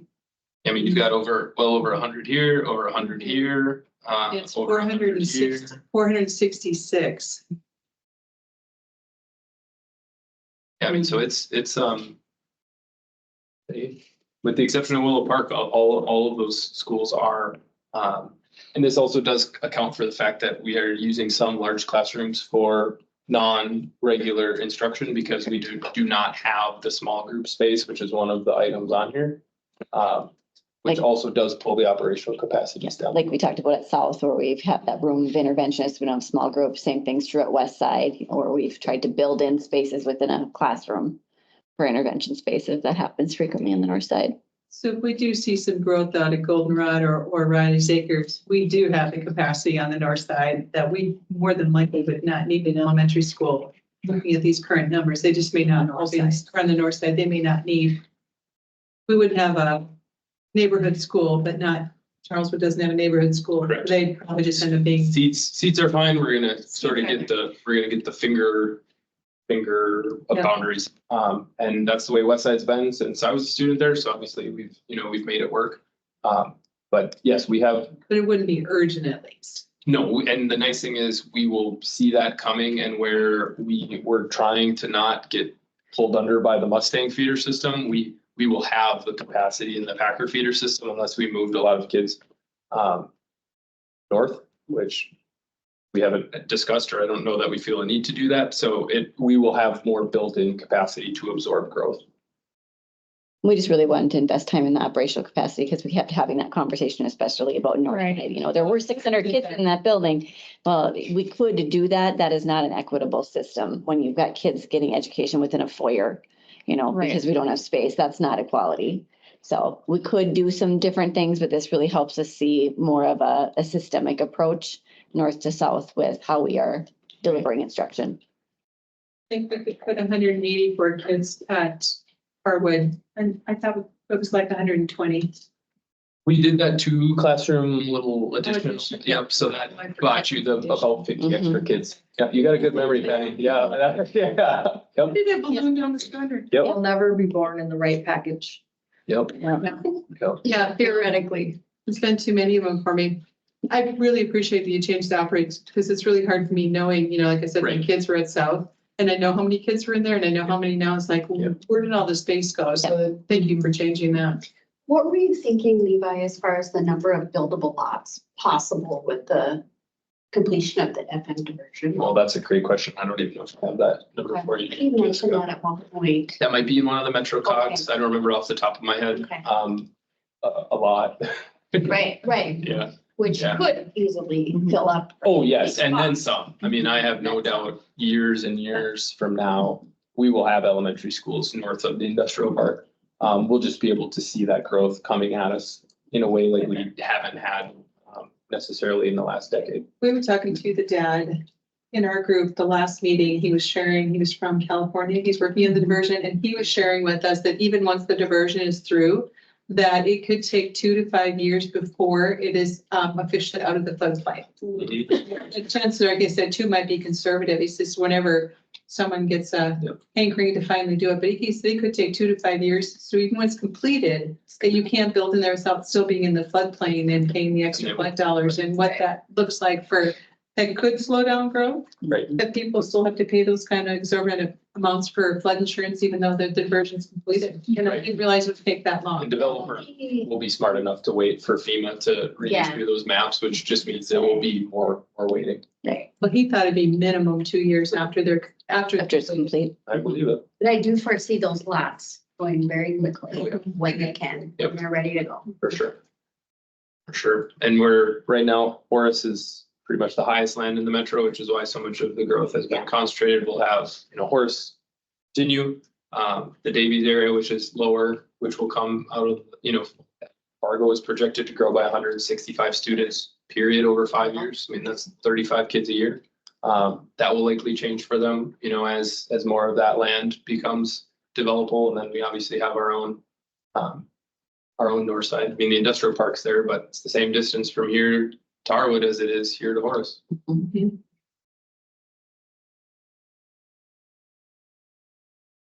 So the question for us is going to be if we really want to be thinking more of the 10-year, that maybe this would be included with elementary. If we're really truly thinking 5-year, you probably wouldn't need it in the 5-year term.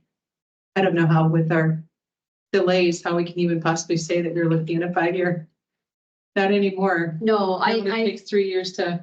think overwhelmingly I heard look farther. So not that we haven't, but you typically look at the numbers, right, that we can conceivably see with our own eyes. So I like that trigger. Maybe we'll just have to determine what that looks like before we even consider, without moving boundaries, if we can absorb some before we open a building, just to open a building. And the board always reserves, the right, so you can plan, but people don't get hit with taxes until the bonds are issued. So if for some reason, growth doesn't materialize, you can try to build a 10-year plan and then you just don't issue the debt. Right.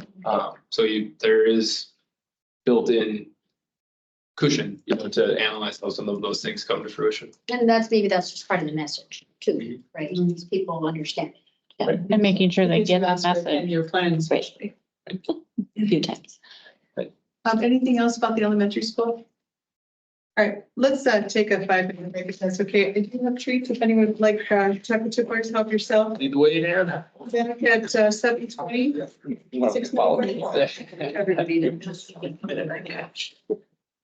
Working back there? Oh. Sorry, man. Oh, guys, take me home. No, I was trying to sidestep, so I didn't do that. That's just exactly what I did want. Okay, Jessica. Oh, thank you. I don't know what else to do. I appreciate it as my plate. Thank you. Yeah, People I that can't have go stuff. This is the system and it's just perfect. I can't wait. Thank you. Yeah. And I have like from a teacher call. Oh, yeah. We had fun with it. It was so kind of you. I mean, I like doing stuff like Where'd you that. get all that? a good turnout, yeah. Actually, Matthew helped me. We went to, Okay, yesterday. Like I know, so yes, we did go last night. Dollar Tree or something. Or he loves it. The picture we got home and said, Mom, it's not all clear. What I'm missing. I was like, we'll just. Put your battery in it. Keep it. It'll be fun. Yeah, he actually had fun with that. So